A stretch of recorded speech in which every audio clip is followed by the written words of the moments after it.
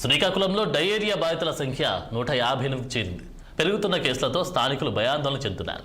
ప్రభావిత ప్రాంతాల్లో ఆరోగ్య శాఖ కమిషనర్ వీరపాండ్య పర్యటించి పరిస్థితులను సమీక్షించారు. డయేరియా విజృంభణకు ఈకోలి బ్యాక్టీరియానే కారణమని నిర్ధారించారు. 10 ప్రాంతాల్లో తాగునీటి కుళాయిల్లో బ్యాక్టీరియా కలిసినట్లు ప్రాథమికంగా గుర్తించారు అధికారులు.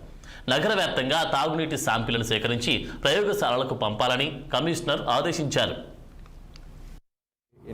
డయేరియా, డిసెంట్రీ ఇవన్నీ కూడా చాలామందికి రావడం జరిగింది.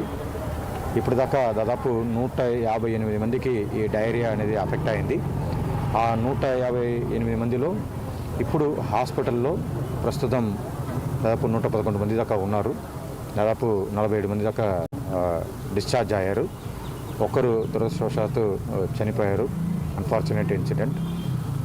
మళ్ళీ ఇవన్నీ కూడా మళ్ళీ జరగకుండా దీని మీద ఏ రకమైన చర్యలు తీసుకోవాలో అన్ని శాఖలు చర్యలు తీసుకోవాలని గౌరవ ముఖ్యమంత్రి గారు ఆల్రెడీ ఆదేశాలు ఇవ్వడం జరిగింది. మీకు అందరికీ తెలుసు.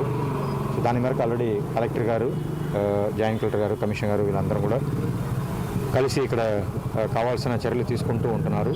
సో ఇప్పటిదాకా వాళ్ళు ఇమ్మీడియట్గా ఇంటర్వ్యూన్ అయ్యి చేయడం వల్ల మనకు పెద్ద ఎత్తున జరగాల్సిన పెద్ద సంఘటనని మనము కంట్రోల్ చేయగలిగాము. డయేరియా, డిసెంట్రీ ఇవన్నీ కూడా చాలామందికి రావడం జరిగింది.